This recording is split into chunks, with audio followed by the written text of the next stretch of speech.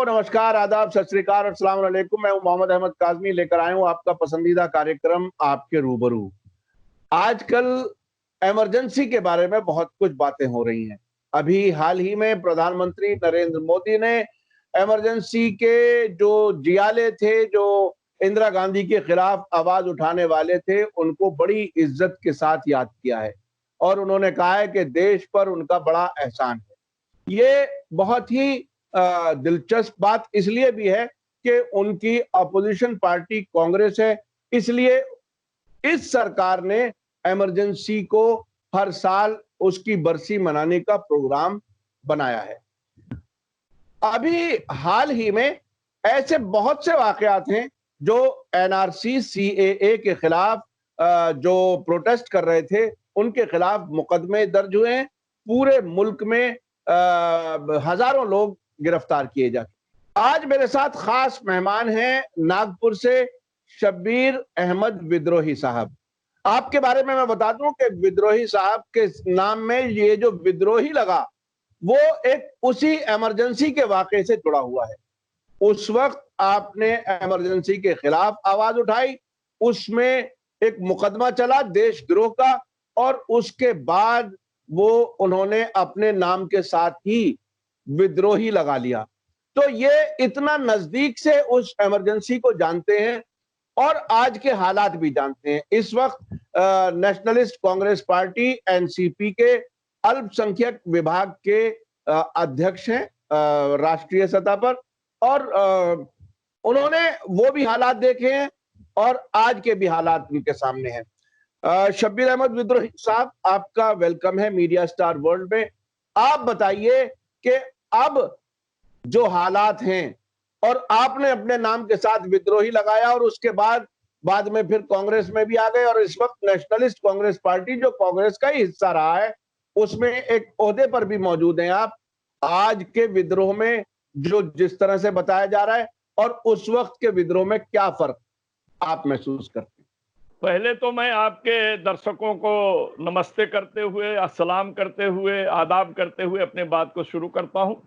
हमने इमरजेंसी को बड़े करीब से देखा, जेल में रहकर देखा, और आपको बता दूं कि ये इमरजेंसी के दौरान उस वक्त में चंद्रशेखर जी भी गिरफ्तार हुए थे जो कांग्रेस पार्टी में थे, और आज में और उस जमाने में फर्क था। उस वक्त हमने जितनी भी बातें थी हमने सरकार के खिलाफ उठाया था, और जब उठाने के बाद ये बात चली थी, उस वक्त हमारी एक कविता थी कि भ्रष्ट शासक हैं ये, देश नाशक हैं ये, इंदिरा जी अब बहुरूपी पन छोड़ दो, तेरे शासन कुशासन से जी भर गया, अब ये बेहतर है मेरा वतन छोड़ दो। उसके साथ एक और था कि आज भारत की जनता परेशान है, देश में ऐसी गुर्बत नहीं चाहिए, राज में जिसके रोजी न रोटी मिले, हमको ऐसी हुकूमत नहीं चाहिए। वो आज भी स्थिति पैदा है। तो उस वक्त जेल में डाला गया, आवाज दबाने की कोशिश की गई, और ये सारी चीजें हुई।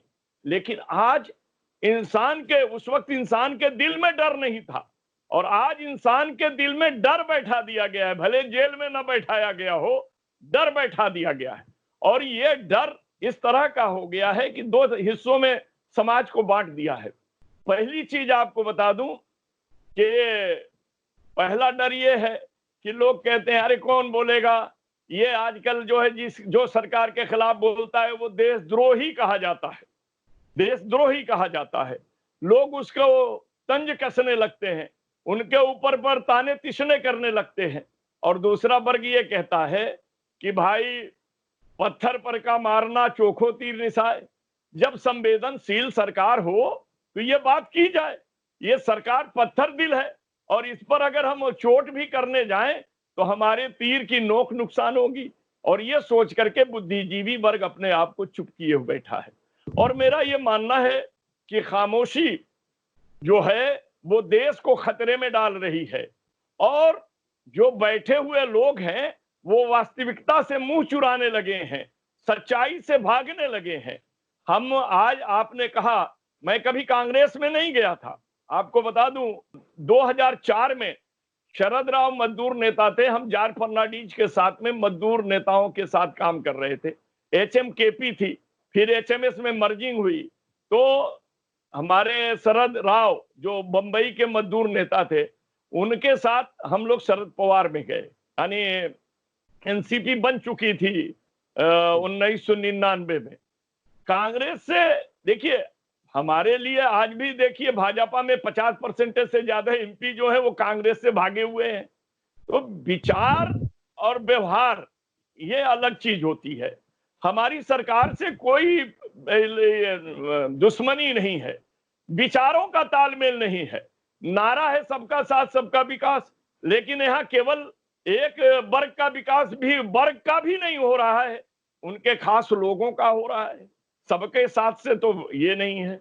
जो ये कहा जाता है न्याय की बात, अजब हालत है। आज इस पर एक शेर याद आता है कि अदल किस खेत की मूली है, अदालत क्या है, रसूख के सामने कानून की वक़्त क्या है। आज कानून रसूखात पर चल रहे हैं। तो चूंकि हमारे देश के कानून में धाराएं होती हैं, और एक धारा का उपधारा सजा की बात करता है तो दूसरा धारा उसको छोड़ने की बात करता है, और जज इसका नाजायज फायदा उठा रहे हैं, चाहे इसके लिए कुछ भी बात हो। तो होता यह है कि हमारे देश के अंदर, और आप ये मान लीजिए कि जब तक अदालत इंसाफ के रास्ते पर न जाए, जब तक हुकूमत देश के विकास पर न जाए, इंसानियत को न समझे, तब तक देश विकास नहीं कर सकता है। एक ऊंची इमारत बन जाने से बड़ी ऊंचाई नहीं होती, क्योंकि जो ऊंची इमारत बनती है वो जमीन पर कहीं ना कहीं गड्ढा करती है, क्योंकि ईंट भी अगर बनता है तो जमीन पे गड्ढा करके मिट्टी निकाल कर बनता है। गिट्टी भी अगर निकाली जाती है तो जमीन से निकाली जाती है। तो जब एक जगह कोई ऊंचाई बढ़ाई जाती है काजमी साहब, तो दूसरी तरफ अपने आप गहराई बढ़ती है। इसलिए सबको बराबर लेकर चलने से देश का विकास होता है। हमारी ये सरकार देश के चक्कर में नहीं है, न देश में प्यार के संदेश के चक्कर में है, ये तो एक आवेश के चक्कर में है। इसे आपने कहा कि इन्होंने इमरजेंसी का सालगिरह मनाया, ये इमरजेंसी का सालगिरह मनाए। हम आपको बता दें, जयप्रकाश नारायण जी ने इमरजेंसी के बाद जनता पार्टी की बुनियाद डालने की जब बात कही थी, तो उस वक्त समाजवादियों ने, उस वक्त ये भारतीय जनता पार्टी नहीं थी, उस वक्त आपको मालूम होगा कि ये दूसरे पार्टी थी, समझ लीजिएगा। ये तो 82-83 में जाकर के भारतीय जनता पार्टी बनी, 82 में जब हम ये किए। तो जब जनता पार्टी का हुआ तो उसमें इनको लेने के समय में एक नारा चला था, जो जयप्रकाश जी ने भी कहा था कि बड़े शैतान को मारने के लिए छोटे शैतान से हाथ मिलाना पड़ता है। आज वही नारा अपने आप बदल गया है। आज इस देश में बड़े शैतान का रूप धारण भाजपा ने कर लिया है, इसलिए अब छोटी पार्टियों को भी वही रास्ते को अख्तियार करना पड़ेगा जो इमरजेंसी के बाद बना था। तो आज इमरजेंसी भले लागू ना हो, लेकिन इमरजेंसी से बदतर हालत देश का बना दिया गया है। कोई आदमी मुंह खोलने के लिए तैयार नहीं है, तैयार करता है, हुटिंग होती है, उसके साथ उसको अपमानित किया जाता है, उसे परेशान किया जाता है। इन चीजों से बचने के लिए आदमी सोचता है कि हम क्या करें, किससे बोले, कैसे बोले। ये तो आपके चैनल की बहादुरी है कि आप इन बातों पर चर्चा भी कर रहे हैं, वरना लोग खामोश हैं। आज आप ले लीजिए। तो ये दिखाना चाहते हैं कि वो जालिम है। मेरा इस पर एक जुमला है सर आपसे, कि जुल्म की बात वो करे जो जालिम ना हो, समझ लीजिएगा, जो जुल्म ना कर रहा हो, जिसकी हुकूमत में माफ लिंचिंग हो रही हो, जिसकी हुकूमत में इंसाफ का गला दबाया जा रहा हो, जिस हुकूमत में इंसान को जानवर की तरह जीने के लिए मजबूर कर दिया गया हो, जो आपने देखा होगा लॉकडाउन के दौरान, जिस हुकूमत में आदमी पैदल हजारों किलोमीटर चला हो, देश के बंटवारे के समय वो हालत पैदा हुई थी जो आज इस लॉकडाउन के समय में पैदा हुआ है। तो लोग कहते हैं ना कि देहात में कहावत कही जाती है कि सूप हंसे तो हंसे, चलनी भी हंसे जिसमें 72 छेद। तो जो खुद जालिम है वो दूसरे के जुल्म को दिखाने की बात क्या कर रहे हैं। एक बात आपको साफ कह दूं, इंदिरा गांधी ने इमरजेंसी लगाकर लोगों को जेल में रखा, वही नतीजा थी कि सरकार बदल गई।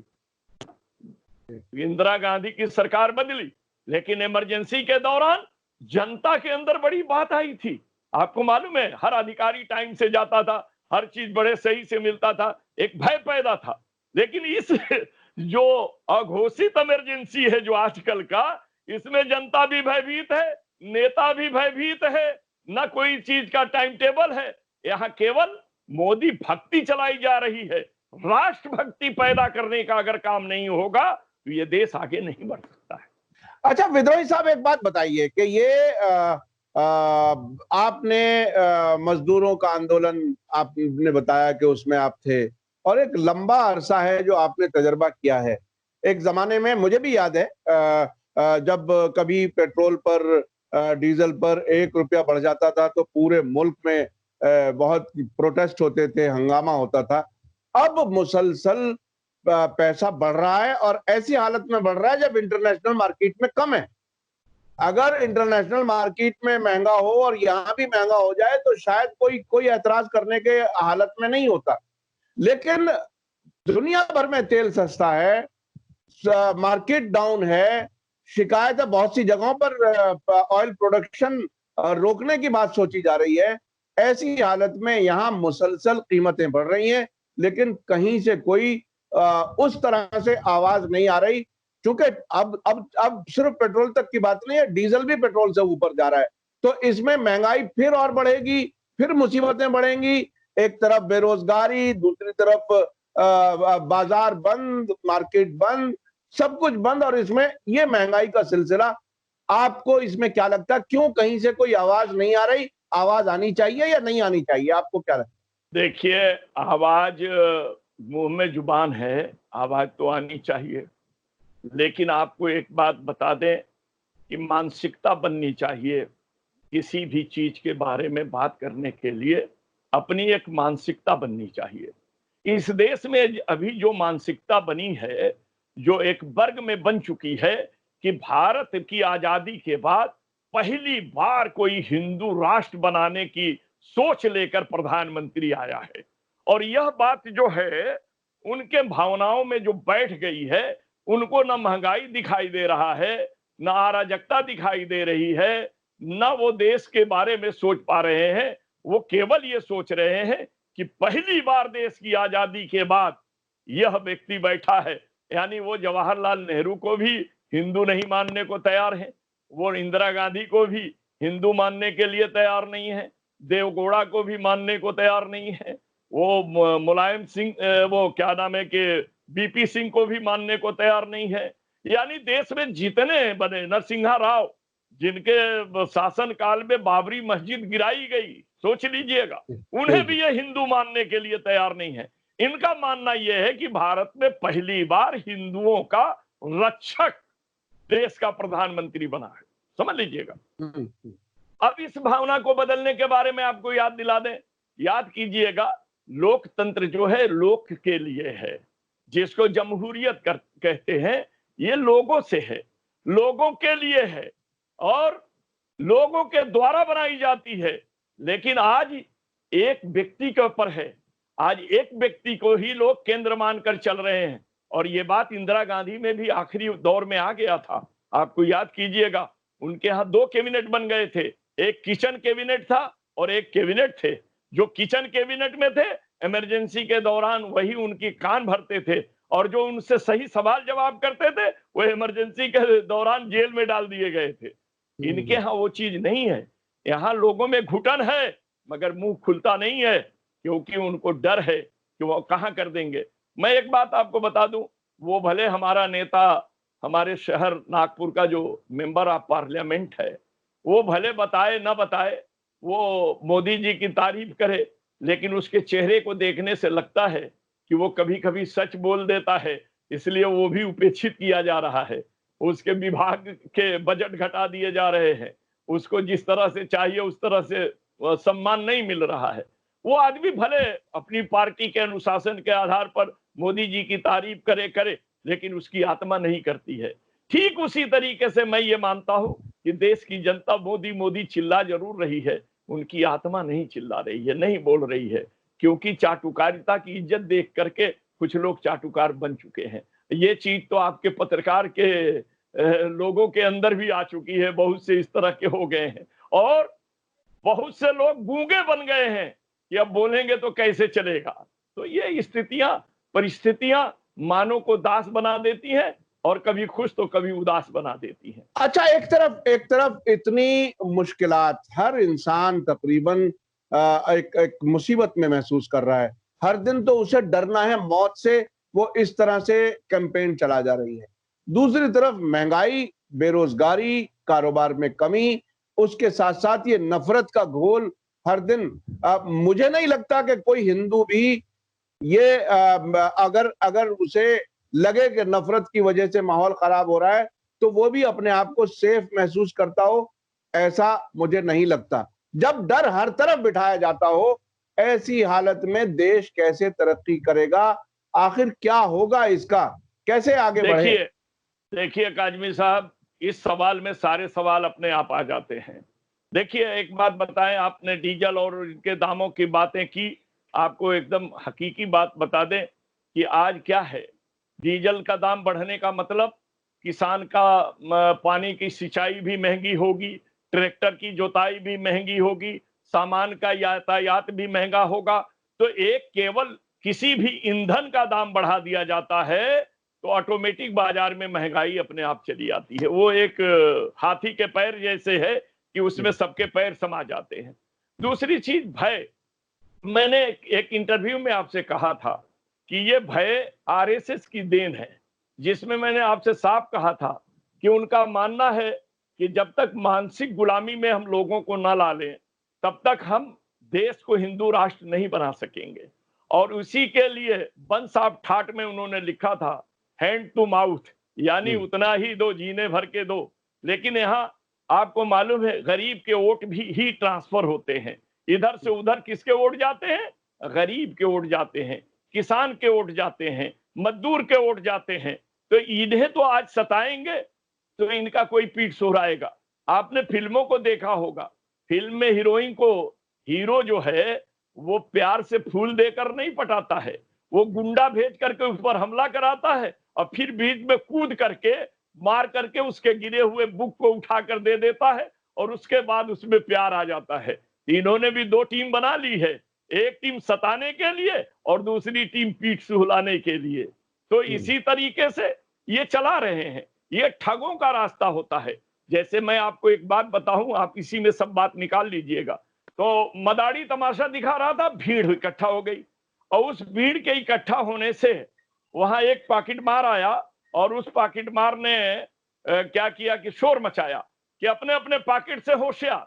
तो जिन्होंने पॉकेट में रखा था वो अपना पॉकेट टोने लगे। तो ये दो चार पॉकेट जब मार ली गई तो पकड़ने के बाद मैंने कहा कि तुम कैसे जानते हो कि इसके पास पैसा है? तो उसने कहा मैं शोर मचाता हूं कि अपने पॉकेट से होशियार। तो आदमी जहां पैसा रखता है वहां टोता है कि मेरा पैसा है कि नहीं है कि नहीं है। तो जो एक बार टोता है मैं समझता हूं मामूली रकम है, और जो दो चार बार बार बार टोता है मैं समझ जाता हूं कि भारी रकम है।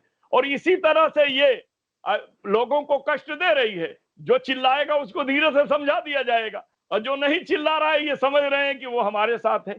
आज सबसे बड़ा दुख इस बात का है कि इस देश में आवाज उठाने के नाम पर जिनको पद्म भूषण, फलाना भूषण, धमाका भूषण दिए गए, आज वो गूंगे बनकर बैठे हैं, चाहे अन्ना हजारे हो, चाहे कोई हो। आज जरूरत है देश में दो चीजों का जागरण करने का, एक संविधान का और दूसरा इंसानी मोहब्बत का। क्योंकि सब हम इस भारत के नागरिक हैं, नागरिकों में प्रेम बढ़ाने की बात को आगे बढ़ाना बहुत जरूरी है। लेकिन ये नहीं, ये तो उसे छेड़ेंगे। अभी आपने देख लिया, अभी जो चीन का झगड़ा चल रहा है, सारी चीजें चल रहा है, चौकीदार सच बोल रहा है क्या? बल्कि लोग हाँ, कहने लगे हैं। मैं आपसे वही पूछने जा रहा था कि क्या जो चीन के बारे में जो बयान आया है उस पर आपको यकीन है? क्या कुछ लोग यकीन करेंगे? क्योंकि जो मीडिया रिपोर्ट्स हैं वो आज तक भी आ रही हैं कि चीन हमारे इलाकों में कुछ कंस्ट्रक्शन कर रहा है, परमानेंट अपने बेस बना रहा है, इस तरह की चीजें आ रही हैं और प्रधानमंत्री जी ने बिल्कुल अलग बात की है। उसे आप कैसे देखते हैं? हाँ, देखिए, इनके इस वक्तव्य ने हाँ, इनके पढ़े लिखे होने के सबूतों को दे दिया है और हाँ, साबित कर दिया है कि ये कितने पढ़े लिखे और कितने ये देश के बारे में चिंतित हैं। ये बात तो आप मान लीजिए, जी, क्योंकि जी, इस बयान ने चीन को ऊपर उठाया है और भारत को खत्म किया है। क्योंकि आप ये बता दीजिए, आए नहीं तो मारे किसको, और जी, मारे नहीं तो हमारे लोग मरे कैसे? समझ लीजिएगा। और ये प्रश्न पूरा विश्व में उठ रहा है और चीन कहता है मैं अपनी जगह पर हूं। यानी इसका मतलब दो होते हैं काजमी साहब। एक तो जितने देर तक चीन जहां तक आ गया हमने मान लिया कि वो चीन का हिस्सा है। ये बात पर नजर डालिए, क्योंकि प्रधानमंत्री कह रहे हैं कि हमारे अंदर कोई नहीं आया, यानी चीन जहां तक आ गया है वो चीन का हिस्सा है, समझ लीजिएगा। और इसको भी वो पलटने का काम कर रहे हैं कि इसको तो पहले ही कांग्रेस दे दिया था, तो फिर हमारी सैनिक चीन के हिस्से में ढुकी थी, आप सैनिकों का अपमान कर रहे हैं। ये इनकी बुद्धि, विवेक और इनके सोच समझ और राष्ट्रीय प्रेम को उजागर कर रहा है। ये आप इसको मान लीजिए, क्योंकि इस बयान ने भारत की प्रतिष्ठा गिरा दी है और पूरे विश्व में भारत को घुसपैठिया साबित करने का काम ये बयान कर रहा है।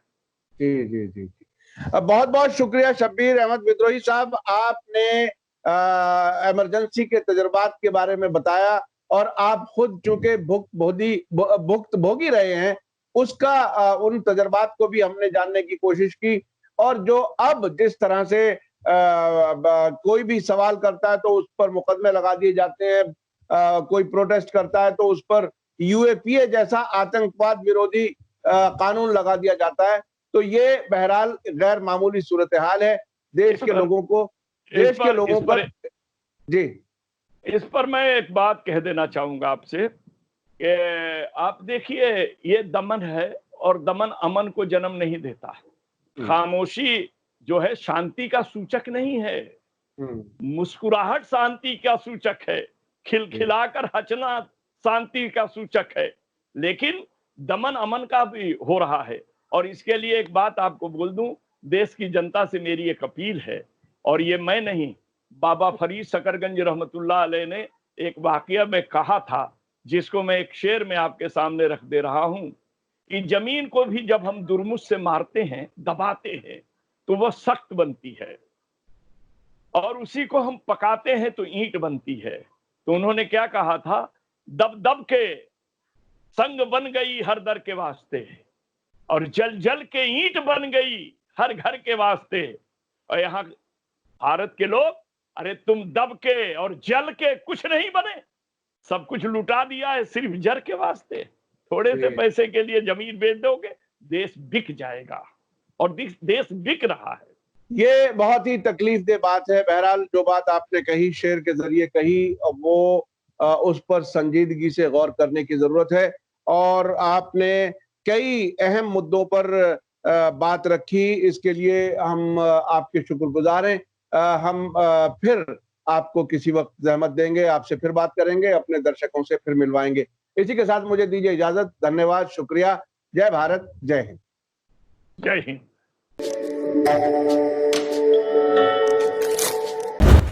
मीडिया स्टार वर्ल्ड के और वीडियो देखने के लिए हमारे चैनल को सब्सक्राइब करें और सीधे नोटिफिकेशन पाने के लिए बेल आइकन दबाएं। और अगर हमारी खबर सच्ची और अच्छी लगे तो अपने व्हाट्सएप, इंस्टाग्राम, फेसबुक और ट्विटर अकाउंट पर जरूर शेयर करें।